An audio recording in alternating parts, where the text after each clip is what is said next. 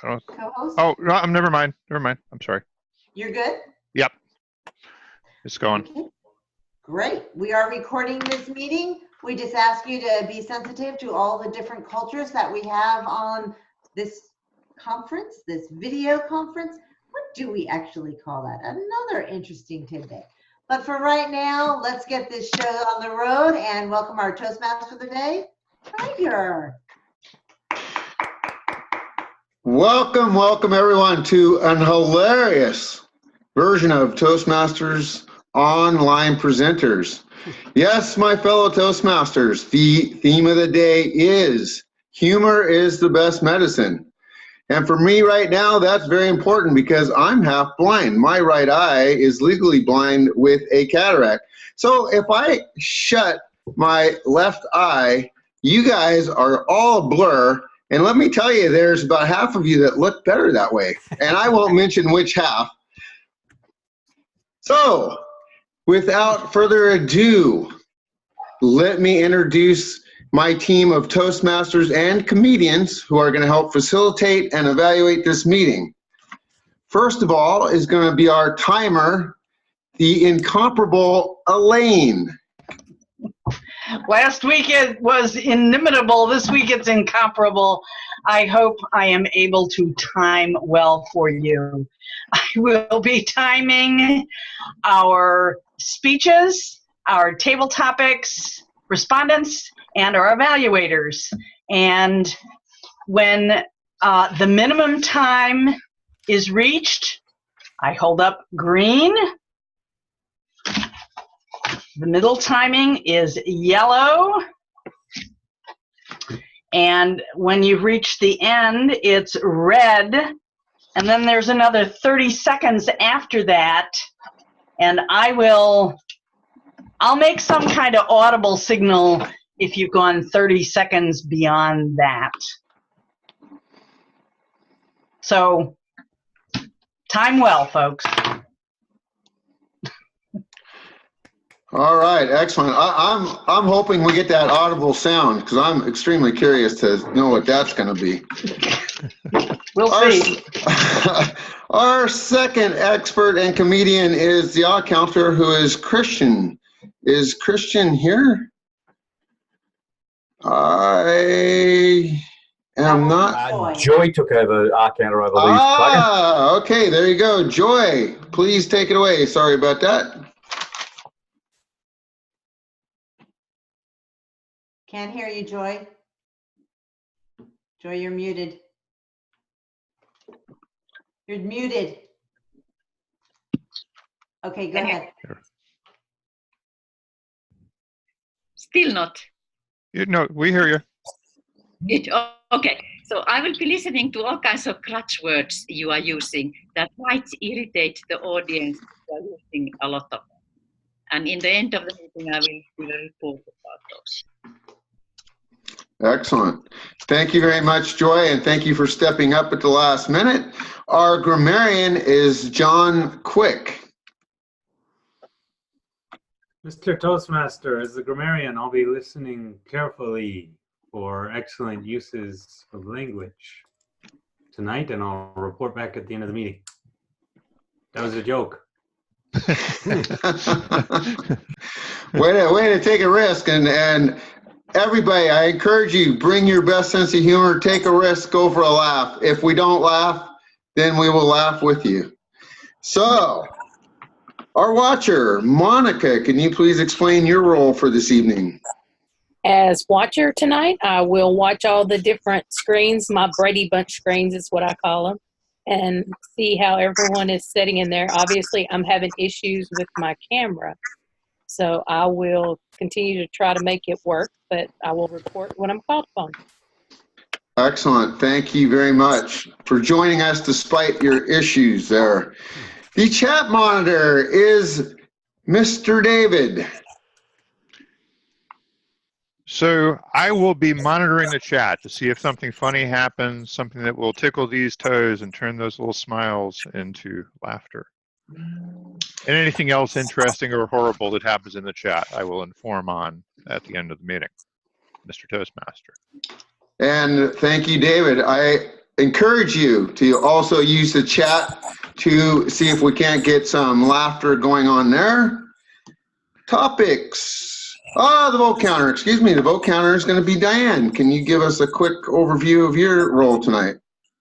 Sure. You all are going to be voting on the speaker, the evaluator, and the table topic, best of in all of these categories. So send me your votes once you have finished. Thank you so much, Diane, and everybody vote so that your voice can be heard.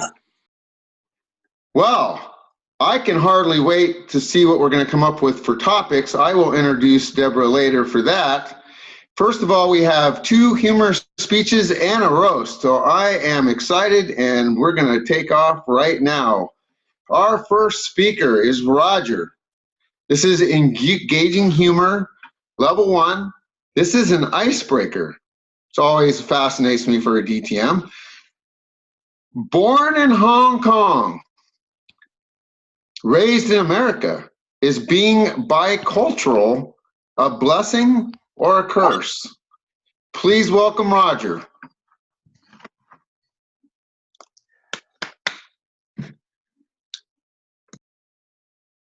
On December 25th, many months ago, for unto us a child is born, unto us a son is given, and his name shall be called Roger Fung.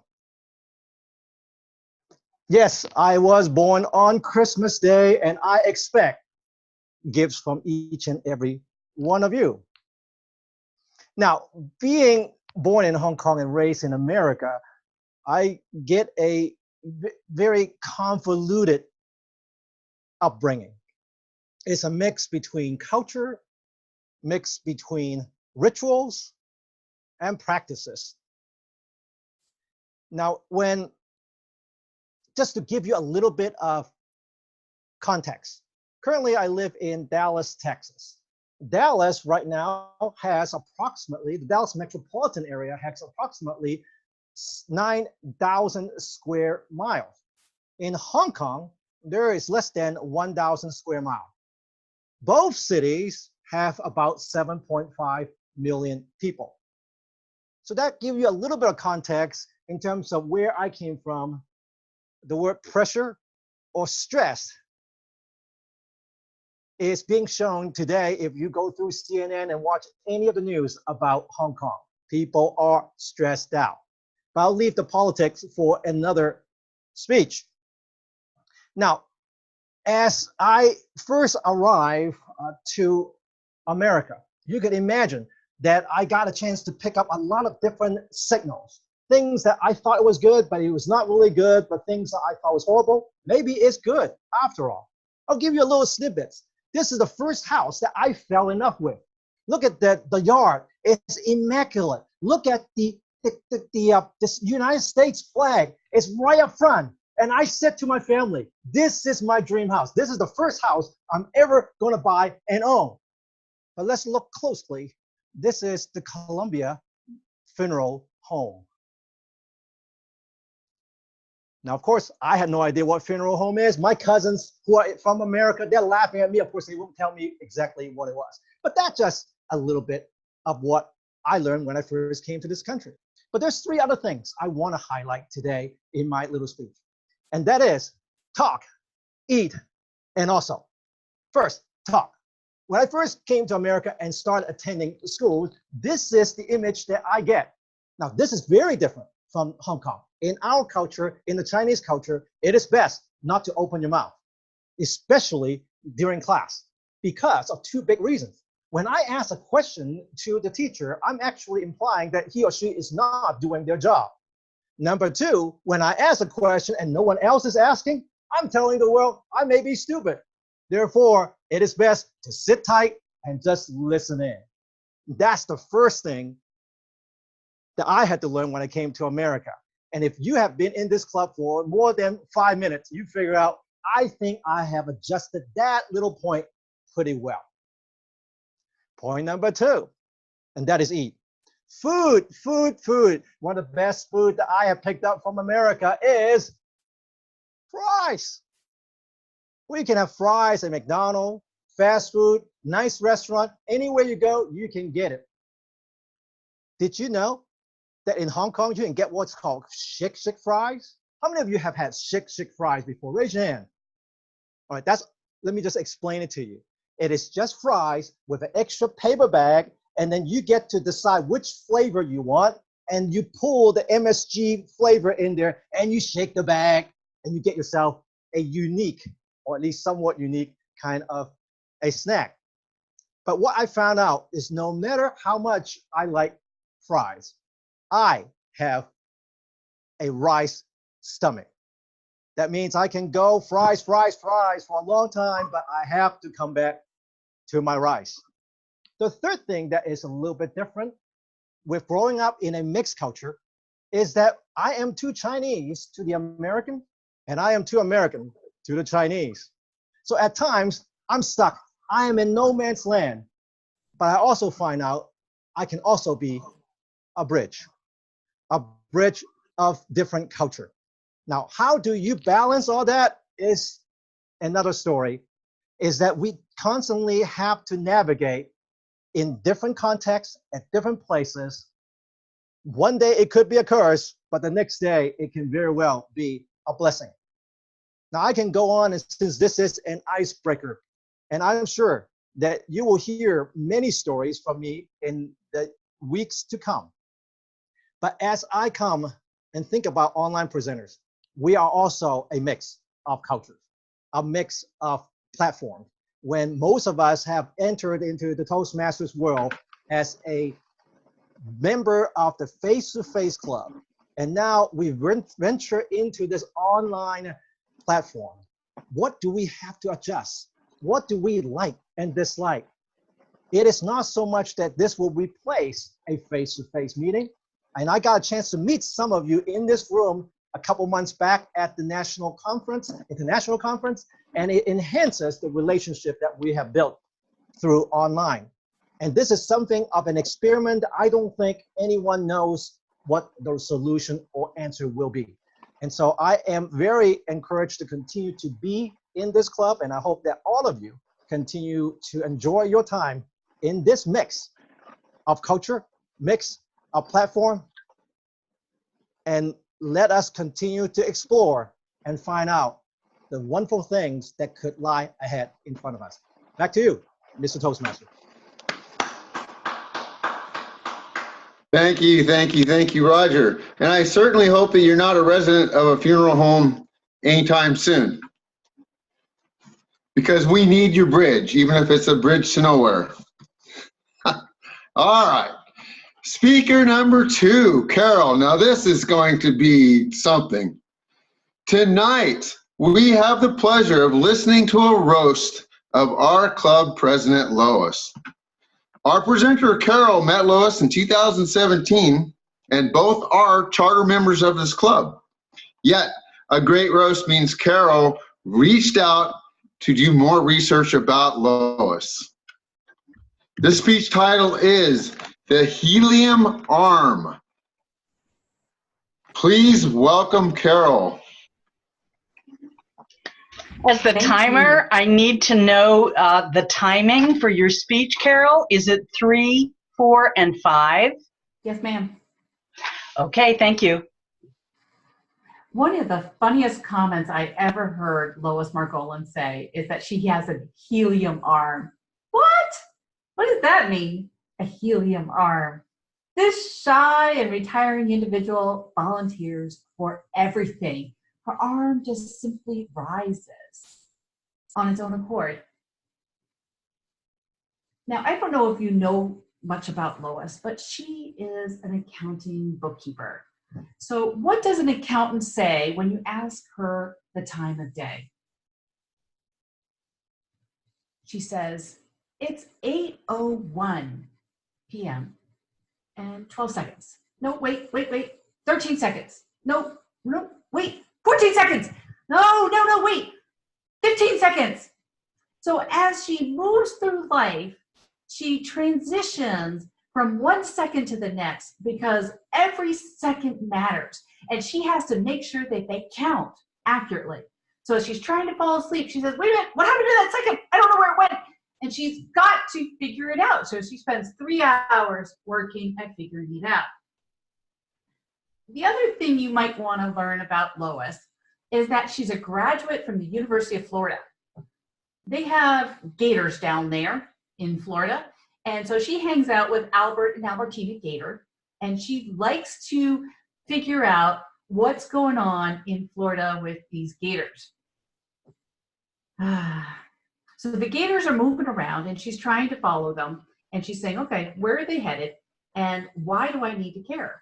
She cares because she wants to know how she can be better. She works very hard at it. And she says, I represent my university. I represent my field of accounting and CPA. And I want to make sure that I am successful in everything that I do. So successful that I have to be the best at everything I do. So she worked for several years with an accounting firm, top firm, and then she decided she was going to branch off in her own direction. So she started working with her own company on accounting, and then she said, I'm kind of bored. What do you do when you're bored?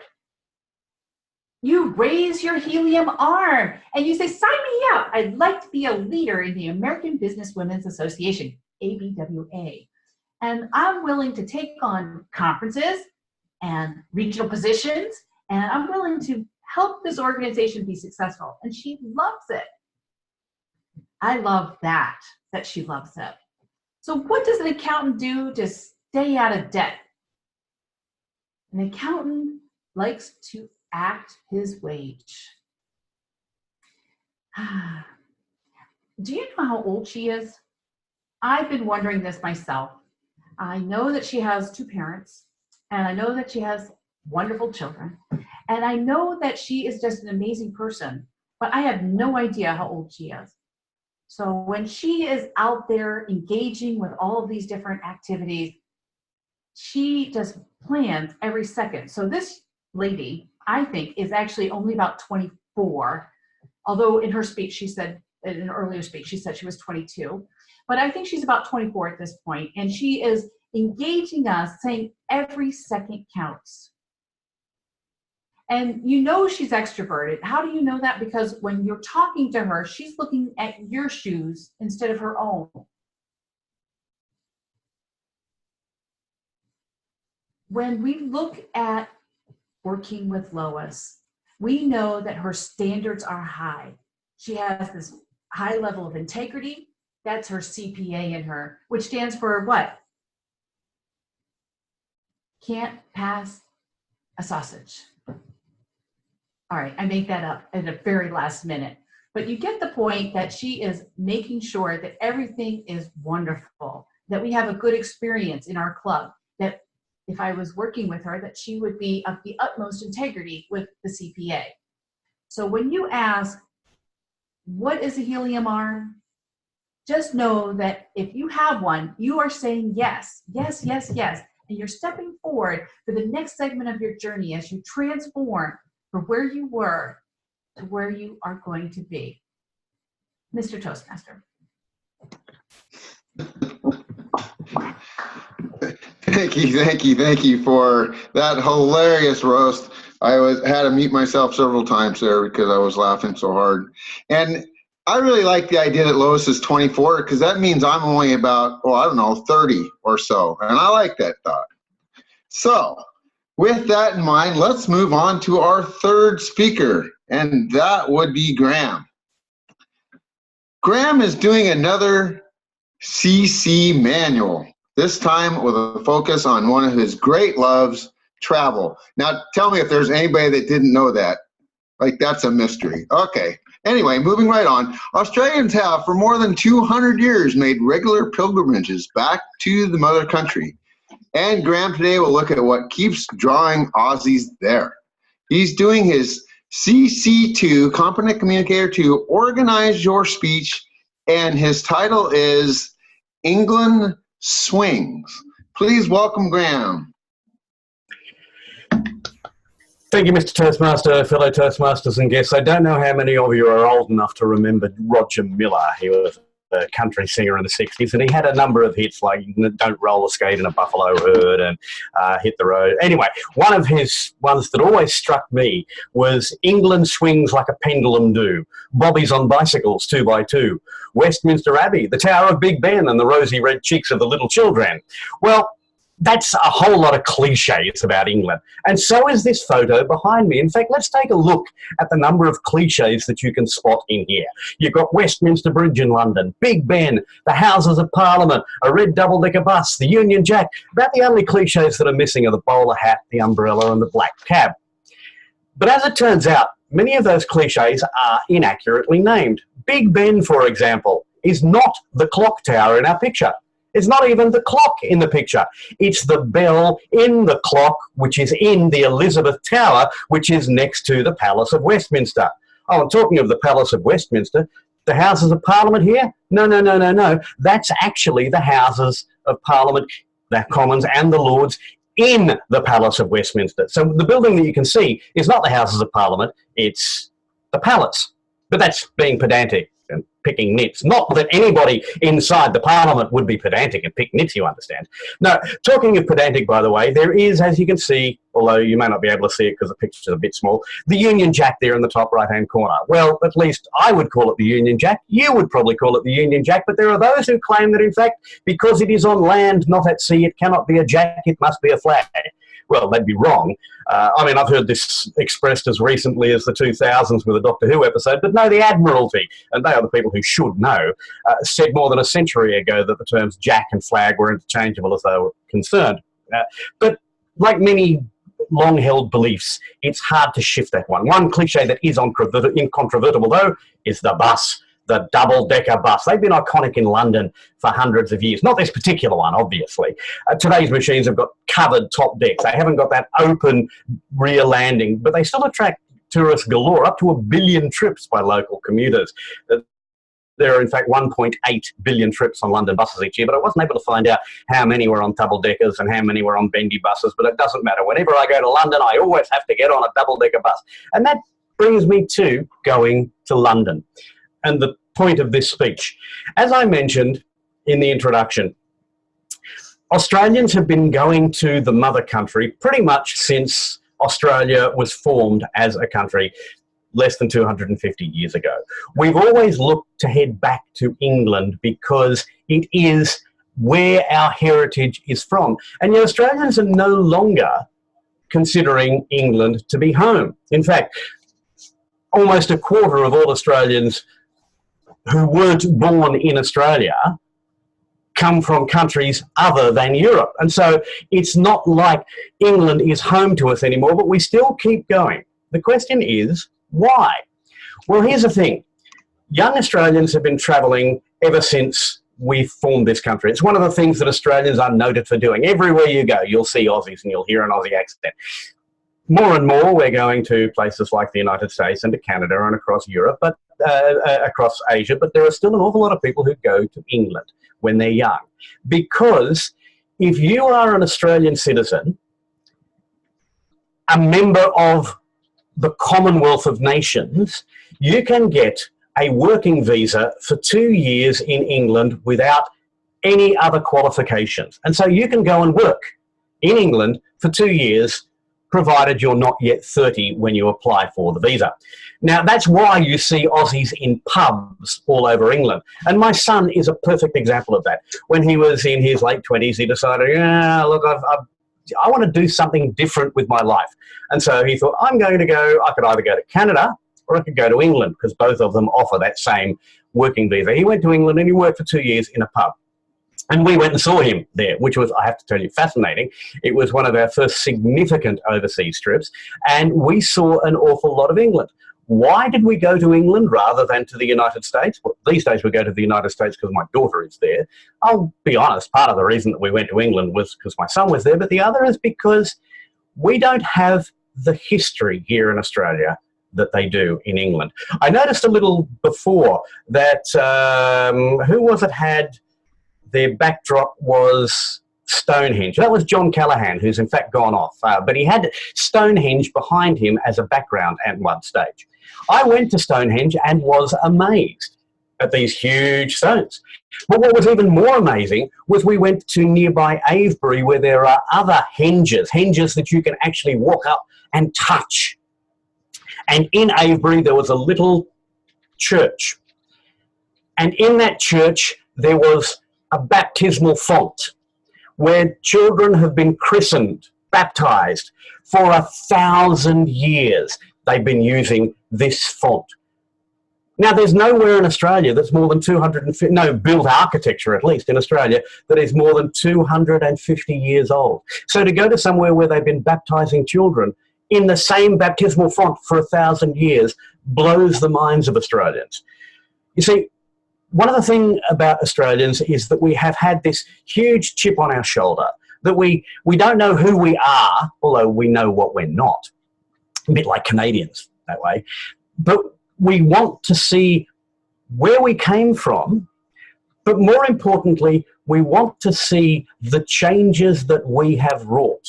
And the only way to make a comparison between who we are and where we came from is to see where we came from. There's an old saying I heard when I was a teenager, and I thought it was funny at the time, but the more I think about it, the more serious I realise. If I'd never seen a drunken man, I wouldn't be able to recognise sobriety. You have to have a contrast to be able to see difference. Well, going to England, which is something that Australians have been doing, as I say, for 200 years, gives us a chance to see what we are through the filter of where we came from. But as I say, now, significant percentage of Australians don't come from Europe. They don't come from anywhere. They come from everywhere. And so that's why we are such inveterate travellers. But I'm still going to keep going to England, because England swings like a pendulum do. Mr. Toastmaster.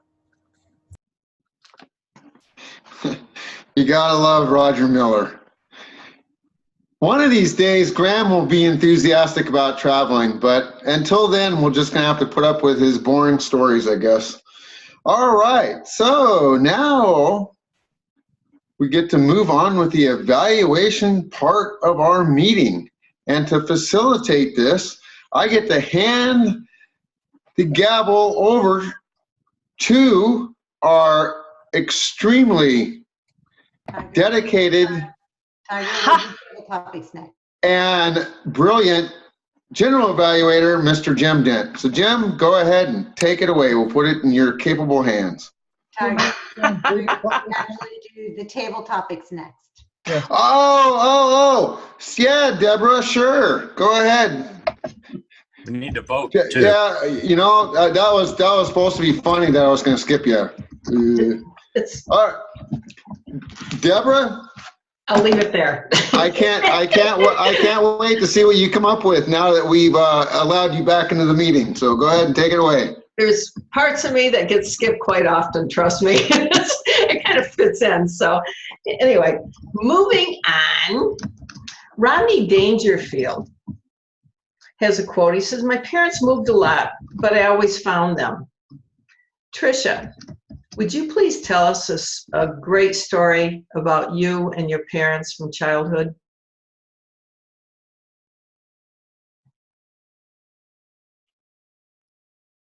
Don't forget to unmute. There, you did it. Thanks. Yeah, thank you. Hold on. Oh, thank you. I guess I'm unmuted. Sorry about that. A great story. Is the theme funny or anything like that? It is. If you have anything? one, they could be chasing you. Well, we used to always take, sorry, the factor. We used to always take our holidays and vacations to the Midwest, which I'm in the Midwest right now, Illinois. And we used to go to California, and Nebraska was a big one. So there was one particular time, I don't know how many people we had in our station wagon, those good old days where station wagon was more prevalent as a vehicle. I think we had like 8 people at least. I'd have to like stop and count how many people. I'm going to guess that it was 8 people in this little station wagon. It was not even a full station wagon. And see if we had any animals. I don't think we had any animals with us that time. I grew up on a farm, so we always had animals around. But we had to go for a very long time. Like we went Nebraska, and I think we went to California that year. And I was one of 3 kids stuck in the very back where you could have the seats down or you could have them up. And of course, all the seats had to be taken. So it was a small space even for 3 kids. Let's put it that way. And we had to endure. So we just got really creative with what kind of games you could play, looking out the back window, you know, the sky and the traffic, and good old I-80, if anybody knows that interstate. It's kind of like very mundane through the cornfields of the Midwest, all the way through Nebraska till you get to like even going west, you know, where you start seeing the mountains and stuff.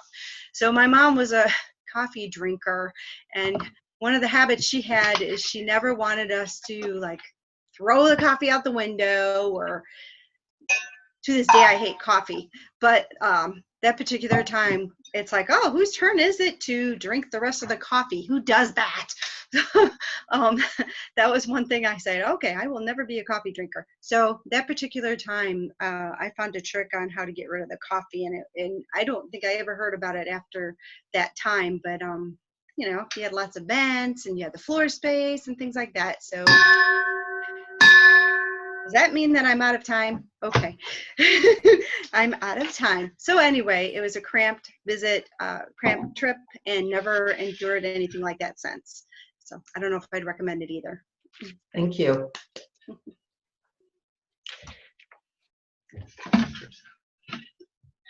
I just got to look. Chris, you don't have a spot. I'm going to call on you anyway, Chris. Life is short, so smile while you still have teeth. What keeps you smiling when you have, during the tough times, you just think back one of those funny stories of life? Please share that with us. Share one of them with us. Well, to me, the things that make me laugh are the unexpected things that happen to us. I tend to be a planner. I'm not very good at being spontaneous. But when things happen that you wouldn't really plan for, that's when funny things happen. I'm trying to think of the last unexpected thing that happened. Let's see. Okay. I took a trip with my friends in college, and so strangely, they had planned a trip to Florida for spring break, but they approached me and asked me if I wanted to go with them. And then come to find out, the reason that they asked me was they needed a ride to Florida from Pennsylvania. So they had planned this whole trip out, but had no way to get there. And I just happened to be free for the next few days, so I said, sure, why not? Let's go. And we, being poor college students, didn't have a whole lot of money on us, so we had to scrape by in order to get gas to go to Florida, because I think our payday was after we were already there. And I didn't really know these people, and yeah, that just, and then one of them almost didn't show up on the way back, and we were going to leave him in Florida. And I see him already at yellow, but it, you know, I learned a little bit more about myself and what I was capable of by not planning it and just going with the flow. So there you go. Thank you. Is it totally or totally? You know, do I have it enunciated right? Okay, thank you. Please unmute. Yes, please unmute yourself. A few years ago, I wrote a quirky little dining etiquette book to go with one of my classes. And in it, it's called How to Eat a Dinner Roll. In it, one of the quotes is from Miss Piggy, and it says, never eat more than you can lift. So tell us something fun about a dining experience that you had or that you'd like to have. Thank you very much, Madam Table Topics Master. And it's Totlin. Totlin. Okay, thank you. Thank you so much. A dining experience I recently had was when fellow Toastmaster invited myself and another member to Red Lobster this weekend. Ooh. Seafood galore. It was absolutely splendid. But one thing though, I just could not understand why the lobster pieces are so small. I'm used to big, giant lobster tails that are freshly caught from the sea, because as you probably can tell by my accent, I'm from the Caribbean, Jamaican in particular. So we're used to having lobsters the size of our arms, almost like Miss Piggy. We sat and we ordered several different seafood platters. It was amazing. The succulent shrimp on the skewers. We had wonderful roasted potatoes with a nice melted cream and the chives sprinkled in the midst of the potatoes. We even had crab legs, giant, much larger than I'd ever expect. So that took some getting used to navigate those claws, but it was so delectable. Then, not to mention the drinks that we had on hand. I got to take home my glass. So I managed to get a memento from that experience. It was an experience to remember. I was so happy to be able to share with friends. Good food, good cuisine, and I promise you, it was just the right weight. We could take home doggy bags. Thank you. John Callahan, you do or do not have a position or a... No position. Okay, good. Get ready, pal. Yeah. Michael Levy wrote a book on how to keep smiling to your age 99, and it's all on poetry. One of his quotes is, "When a man gets to 99, he starts to think he may only have another 10 years of sexy love making left to do." When you're 99, what do you hope to be doing? Or later in life? Madam Table Topics Master, when I'm 99, what do I hope to be doing? Well, obviously, I hope to be alive. That's kind of says right there. And as far as lovemaking, I hope that I'm still capable, but years ago, I was in a, shall I call it a naughty store? It was kind of a lingerie sort of place. And there was an elderly couple in there. It was funny as heck. There was they had to be, now I was probably 30-ish at the time. To me, they looked ancient, so maybe they were only like 60. But the lady was making the comment that it's okay, he's only good for watching anymore anyway. So I'm hoping that when I'm 99, I'm good for more than just watching. But, you know, if I have to, that's okay. My wife's very cute. That goes there. Yeah. But when I'm 99, I hope to have been able to look back at my life and went, well done. That I kind of slide into home base just worn out and done. Because the last thing I want to do is get to 99 and still have a bucket list to work on.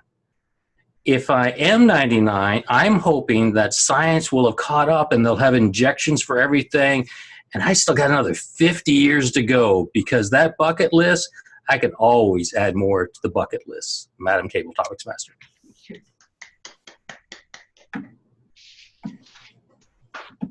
Raul, are you ready, or would you like to take a question tonight? Sure. Hi. Great. Hello. Great. Bill Murray wrote, "The best way to teach your kids about taxes is to eat 30% of their ice cream." What's one of your best lessons that you remember from childhood? What are the lessons I remember from childhood? Sorry, I lost you there. Yes, one of the best lessons that you learned in childhood. Okay, so childhood for me, so Madam Table Topics Master, good evening, and good evening, everyone. Childhood for me was, so I grew up in India, and childhood for me was a pretty eventful experience. My father used to be working for the government, and he kept moving around the country. So as part of that, I had the opportunity to grow up in different cities and attended different schools. And one of my, and I was not a very bright student. I used to manage getting just about average grades, and enough to pass on to the next level. Now I was not, and maths was not my favorite subject in school, and the teacher I had, especially when I was in my 8th and 9th grade, made it all the more difficult for me to like this.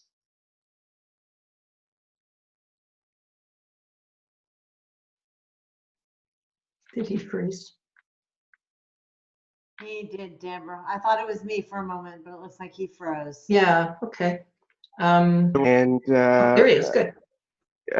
So, and then I was called to the teacher's office, and and I was asked as to why did I resort to cheating, and then I said obviously that I wanted to make sure that I did not fail the test, and I wanted to pass. So for which the teacher said, gave his story as to when he was growing up. Maths was, obviously he was not a good student, and he coached me into obviously things which make me like the subject and sail through it in my student career.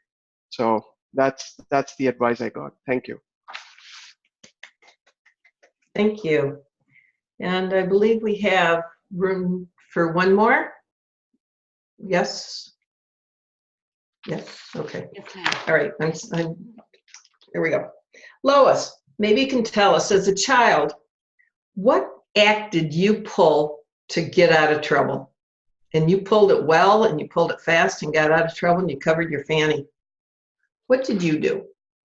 Oh my gosh. Thank you, Madam Table Topic Master. Well, I think one of the best acts I did was when I was about 12 or 13 years old. Now, I lived up north, and in New Jersey, our garage doors were two parts. The bottom part was all solid, and the top part had glass. My parents were quite elderly by the time they had me, and they worked all the time. And I was allowed to just kind of have my own thing. I'm the third child. My brother's 10 years older. My sister's 6 years older. So I was always kind of a little footloose and fancy free. And I remember I was practicing tennis. So I would take the tennis ball and I'd whack it, and it would go against the garage door, and I would play this for days, weeks, months.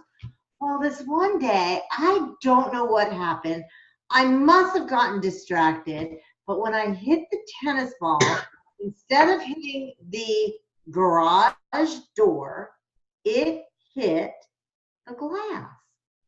And I knew if I had told my father that I broke that glass, that I was just going to get in all kinds of trouble. So I decided to do something really, I think, was brilliant, because until his funeral, nobody knew it was me. I went and I got a rock the size of the tennis ball. And then I did a trajectory with string that if the rock had come through the glass, where would it land? And I placed that rock right where that tennis ball was. And when my dad came home, I was upstairs watching TV, scared out of my mind that he would figure it out. And he came storming upstairs screaming, "Somebody threw a rock in our garage door." And I remember I was like, "Oh, who would do that? I think that's horrible, Dad." Well, I have some homework I got to do, and I scared it out of there. And that was one of my fast thinking actions when I was a kid. Madam Table Topic Master. Thank you. I believe that is it on my part. If everyone would send their votes to Diane Rubino, that would be absolutely great. Also for best speech, if they haven't already. And back to Tiger.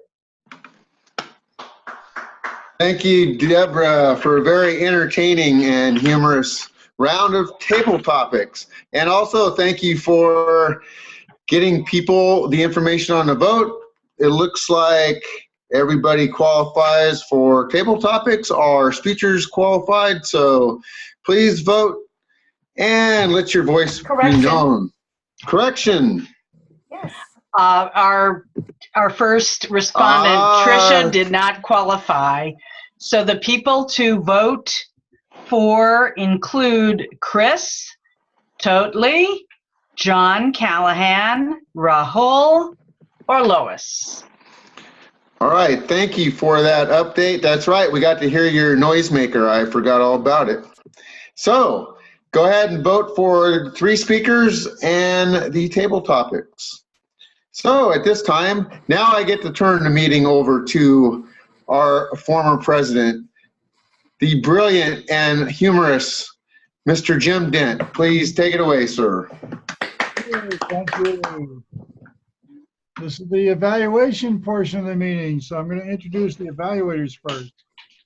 And correct me if I'm wrong, I believe Lois is evaluating Roger's speech. Is that correct? Okay, go ahead, Lois. Can you explain the timing requirements and purpose of evaluations for our guests? Yes, the evaluation portion of the meeting, each evaluation is 2 to 3 minutes. That's the green light on 2, yellow light on 2.5 minutes, and the red light on 3. I guess it will ring the buzzer or whatever at 3.5. Go ahead, Lois. Thank you, sir. Thank you, Mr. General Evaluator, my fellow Toastmasters and guests, and most especially Roger. Talk, eat, also. I enjoyed this. For our guests, the purpose of the evaluator is to step back and think about this particular speech. What did you really like? And maybe what could be improved on to take it to another level. Well, as we can all see, Roger is a master. Don't be fooled by the fact that this is his icebreaker, which is normally the first time anybody ever speaks to a club. Roger was speaking out of the Humorously Speaking manual, and he was giving us a little bit about himself. So Roger starts off hysterically. I'm born on December 25th, and then we see the PowerPoint picture or the little JPEG of Roger as baby Jesus, and there he is. Adorable. I thought you did that so well, Roger. I had to just chuckle on that, and I saw everybody else was also laughing with you, so kudos to you on that. One of the things I personally knew about Roger, but I hope that you have figured that out by now, is that he is a technical wizard. He smoothly transitioned between his screens. I loved when he had the Dallas and the Hong Kong picture up, and I didn't know what I was looking at, and he very calmly this way, and then he went this way to show us the difference of the 2 cities. Great job in using technology. And not only that, when you're changing your technology, most people would kind of look down like this and try and figure it out. They'd be looking. Roger stayed looking at the screen the entire time. So when you're asking about eye contact, Roger, magnificent way that you did that. I loved how you told us the talk, eat, and also. The talking, yes, you have definitely gotten past your fear of the talking. Yay! I'm so glad because we use Roger for so many things. What are some of the things you might want to have done a little bit different that could have moved this up a bit? When you got to your 3rd piece, which was the also, your 2 American for China and your 2 Chinese for Americans, you got really serious talking about the bridge. And then you transitioned over to Toastmaster, talking about how you just started online presenters. And I think that was your opportunity to still have some fun, still tell us some stories, because that part of the speech was very serious. And now you had another piece in there that was trying to bring a moral to the story when this really didn't have a moral. It was just a fun, humorous speech that we were all enjoying. So don't worry about having a moral on every story would be my suggestion for you. Just have fun with it, because I am sure when you were talking to Chinese or to American, you had great stories for it.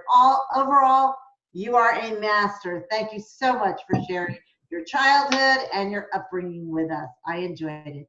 Mr. General Evaluator. Thank you, Lois. Our next evaluator is going to be Jim Barber evaluated Carol. Is that correct on the roast? That is correct. Okay, go ahead, Jim. All right. Thank you, Mr. General Evaluator. Excuse me, my fellow Toastmasters, our guests, and especially Toastmaster Carol Prahinsky. As you probably gathered, this was a roast, which in my opinion is one of the most challenging projects that we can undertake. You have to establish a delicate balance between being hilarious, ta-da, hilarious, and being sympathetic to the roastie's feelings. So, and Carol, you did that. You did that great. You opened, excuse me, you opened with one of the funniest comments I've ever heard. That was great. You got us wondering what was going to become next. You got our attention. We wanted to know what was going to happen. From that point on, you described Lois's growing up, her current occupation as a CPA, her tendency to raise her helium arm. Your delivery was top-notch. It was lively, entertaining. Your body language was effective and congruent. Your vocal variety was perfect. I don't have a thing to suggest there. Most important, you poked fun at Lois without hurting her feelings. I think I didn't see any signs that you hurt her feelings. I have one suggestion for you. You were relatively accurate in your presentation. The only time you really deviated from that was when you said that a CPA stood for can't pass a sausage, which I didn't quite understand, but I liked it. That's okay. I like a little bit of whimsy. I would like to have seen more of that. The truth is not all that funny as a rule. I would like to have seen more exaggeration and, quite frankly, some outright lies would go along, fit in very nicely. For example, you could have said that CPA stands for can't plan ahead, or certified pathways avoider, or something like that. You addressed her age, and I loved Lois's the expression on her face when you started doing that.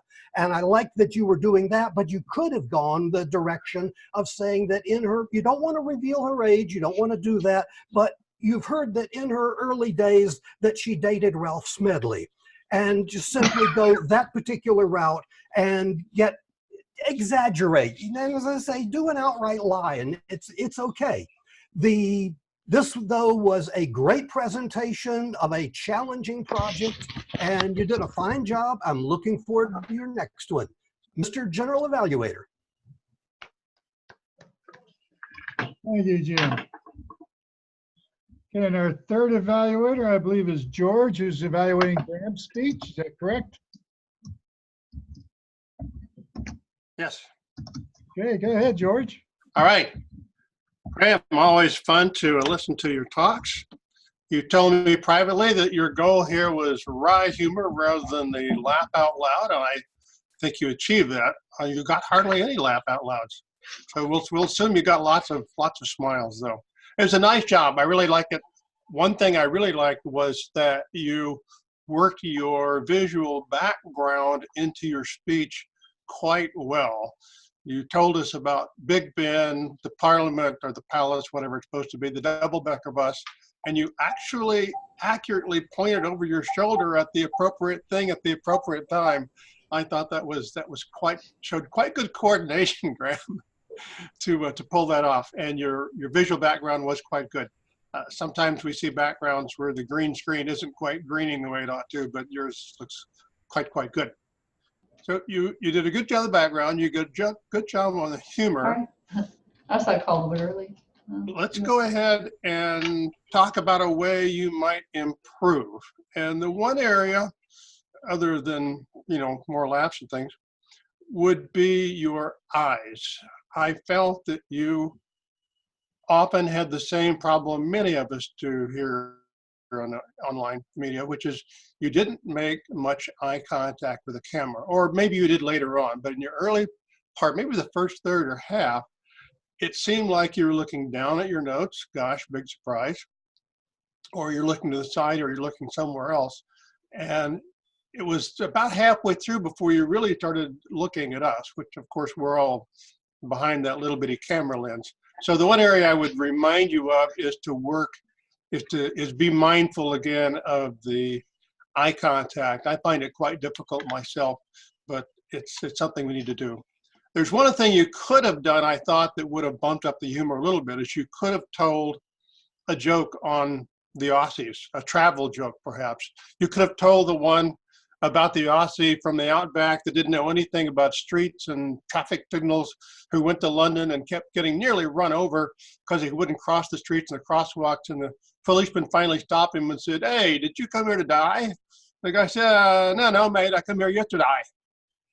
So you could have done that one. That's called a delayed reaction, isn't it?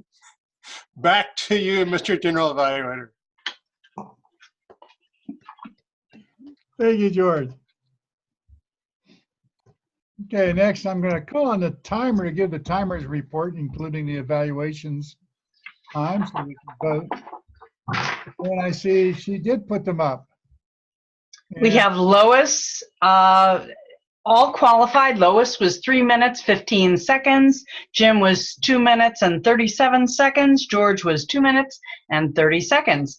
Please send your votes to Diane Rubino, the vote counter. Okay, thank you. Next, I'm going to call on our odd counter, which is Joy. Is she frozen?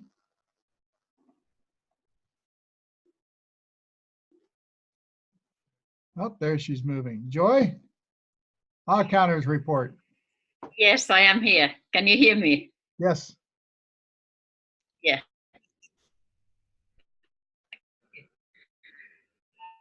Most of the speakers didn't have any sounds that would have attracted my attention, that being unnecessary. And the few that had, where Graham has some funny sounds in the end of some sentences. Maybe this is some Australian thing, but it's something in between and or something. I cannot try to imitate it. And then Tricia, I would propose that you watch the replay of this meeting and afterwards try to weed out some likes and you knows and so's and ahs. And then Raul had several you knows and so's, and a couple of obviously that's not necessary to say, because obvious is obvious. And the rest of the people, I couldn't catch anything that might have irritated a potential listener. Yeah, thank you. The next, our grammarian was John Quick. Tell us about the good grammar. Mr. General Evaluator, we had lots of great phrases today, but I picked out a couple to highlight. Roger said the yard is immaculate. He must have it. Carol talked about the helium arm. In fact, a lot of people did. Lois changed her name to helium arm. It was phrase of the day today. I think I counted 47 times used in this 1 hour meeting. Finally, Graham brought us a music quote: England swings like a pendulum do. I find that musicians are always bringing us impeccable examples of grammar, don't you, Mr. General Evaluator? Okay, thank you. Did we get somebody to fill in for Monica's watcher? I see Monica dropped off. Andy did. Andy. Okay, Andy, go ahead. Well, as an advanced specialty club that's virtual, we concentrate on web appearance. And 20% approximately of the members participating today had good control by using either virtual backgrounds or another program to have very nice backgrounds. Some of which, like Roger and Graham, used the opportunity to do slides that coincided with their presentations, and that's very good. The other individuals that are not using virtual backgrounds or other kinds of background covers could learn from that. So lighting is another area that would be important to look at as you're looking at each of these frames. Some of the people that are using lighting, their faces are very clear, whereas others that are not, you can barely see them. They're like hiding behind the background or hiding where they are. You can barely make them out. Those are the 2 points I'd like to make. Where you're using virtual backgrounds or other kinds of programs, you're able to really give it a punch when you're looking at things. And using the slides like Roger and Graham did really brought a lot to the slides as well. That's the end of my report. Thank you, Andy. Okay, our last functionary that can call our report will be David, who was our chat monitor. Thank you, Mr. General Evaluator. I don't have a lot for you today. People weren't actually all that funny in the chat. They were funny in other ways. So funny looking. Anyway, there was a lot of numerical commentary in the chat for some reason. We found out from Shakashore that it's 32 degrees Fahrenheit in Dartmouth. Graham says it's 29 where he is, but that's centigrade, so that would be 82 degrees Fahrenheit. I guess if it was 82 degrees Celsius, he would be on fire. We heard Lois admitted to being 25, I guess, instead of being 24. And if Lois is 25 and Tiger is 30, Shakashore says, then I'm a newborn baby. Apparently that was supposed to be a private chat message. He apologized. I don't know whether maybe he was afraid of insulting a lady's age if he put the wrong spin on that, but I think it came out just fine. That was me, actually. I'm the one that put the private chat to say, and I don't even remember what I wrote, but it was not appropriate. Okay. It's like, oops, anyway. Sorry, Shakashore. And Helium Arm let us know that she endorses the view that we should never let the truth get in the way of a great speech. Mr. General Evaluator. Good, thank you. I was thinking whoever made that comment about that they're a newborn was probably thinking that they were 12 years old currently. Okay, next I'm going to give an evaluation of some other things. First, I'm going to tell Deborah the table topics. I thought it was creative table topics. Yeah, it's great. I enjoyed all the different questions and all the answers. Very creative and fun. The evaluators, the first evaluator was Lois, who evaluated Roger's speech. I like that you recapped the project and the path that he was working on. That's always a good reminder for members to remember which project their speech was about and which path they're working on. I like that you commented about his adorable picture in the opening with the scene in the background and him his face imaged into the image. You pointed out his strengths, which is your opinion, and I like that. You point out what they did good, and you kind of made it sound like his strength areas, because he is technically savvy. And I liked your comment about it doesn't have to have a moral lesson. It's the icebreaker is just a story about yourself. And it doesn't have to have any meaning other than entertain and inform. And our next evaluator was Jim Barber, who evaluated Carol. And again, I like that you recapped what the project was about. That's a good reminder for all the members in the audience. I like your comment when you said that a roast have to have a delicate balance. Because I've seen roast where they're kind of offensive. You know, and not in a fun way sometimes. I've seen people that were getting roasted kind of get frowns on their faces. They brought up stuff they don't want people to know. But I did like how you said, you know, that you could exaggerate and make lies in a fun way.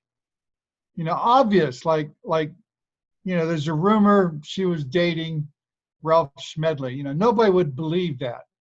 So you make unbelievable exaggerations and lies in a roast, and it's just for fun.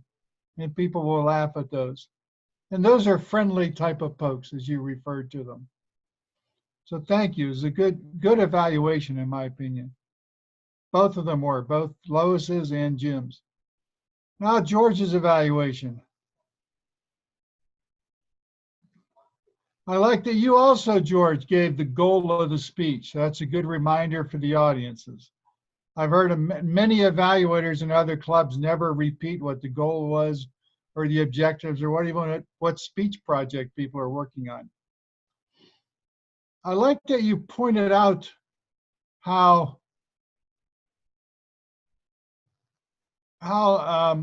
Graham was referring to the background, that he was pointing in the right directions at the right objects. That takes a little bit of technical skill and practice too. You don't normally do that ad hoc unless you're very skilled in your practice at doing that frequently.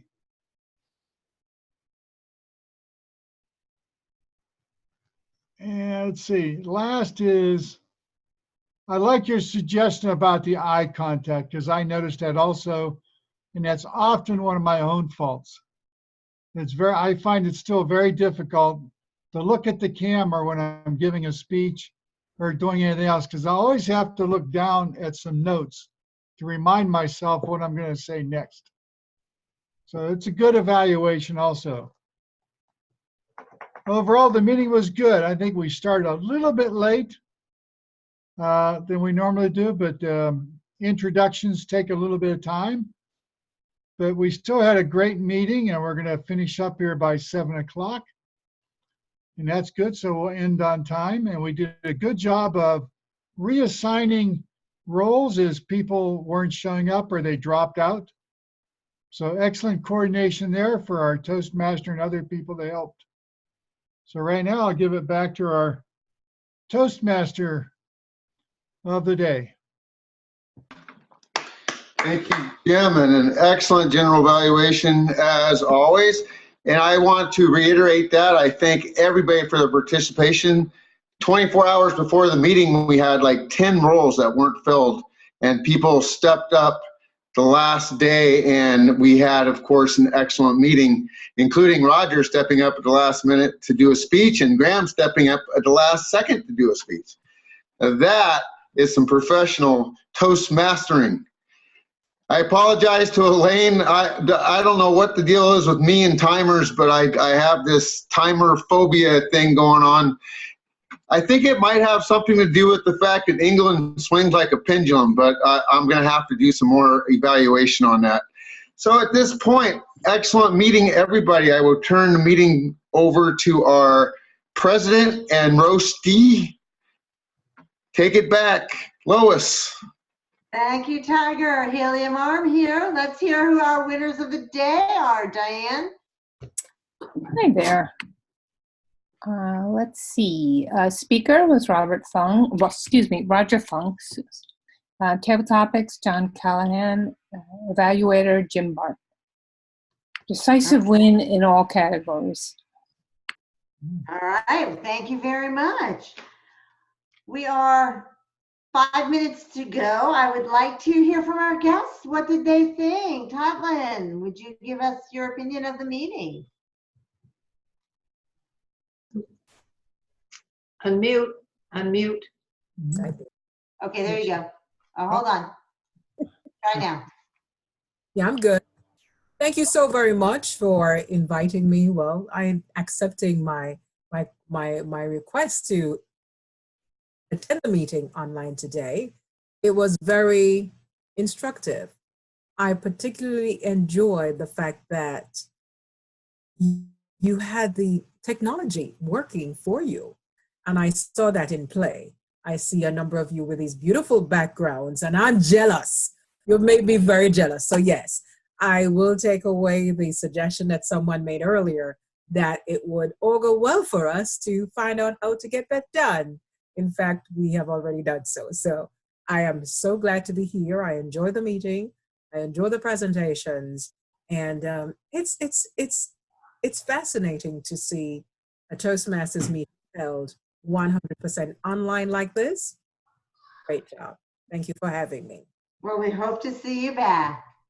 And how did you hear about us? I was just online looking around for Toastmasters meetings because I'm about to visit Florida and came across this listing. I said, I have the time here. So let me do this tonight. So that's what I did. Well, there are quite a number of us in South Florida on this call. So if you come our way, you should come back on so we know how to connect with you. Oh, certainly. We'll do that. Raul, how did you like the meeting? Hey, good. Thank you so much. This is my first online Toastmasters meeting. So again, as one of our guests just mentioned, technology works, and the whole meeting went very smoothly, and I'm excited to join in the further meetings and be part of this wonderful group. Thank you. Wonderful. Well, we're happy to have you.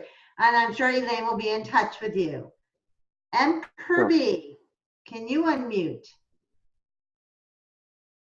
Good evening. Okay, so you're looking at a photo of me because I'm in my office. I had taken off from working for 4 years, so it was like my storage room, and it is junky. But I really enjoyed the meeting. I belong to a Toastmaster club now, and we're trying to make it virtual. So this was helpful, and I love the backdrop. So I'm researching that now. So next time you'll see my face. We're looking forward to it. Thank I'm you. sorry that I got here so late because I didn't know the times. I would like to see the presentation. I don't know if I can have it after this webinar. I am sure Elaine can forward you the link. Well, we're glad you were able to come in. Congratulations, you made it. You got your audio working and your camera working. So we are happy that you were able to join. But Elaine, can you make sure you share the link with Lena? All right. Couple of notes for housekeeping. Welcome back, Christopher, George, and Peggy. It is very nice seeing all three of you. It has been a while. So yay, super happy you're back. Our Toastmaster of the day for next week. Thank you, Deborah Carr. We do need 3 evaluators. So do we have anybody that wants to step up to the plate as an evaluator? If Andy, okay. Anyone else? Jim Barber, David Carr. Yay, we got 3. But there are a lot of other roles. I signed up for timer, so it should be a very interesting meeting. You'll notice I do not do the timing role very often.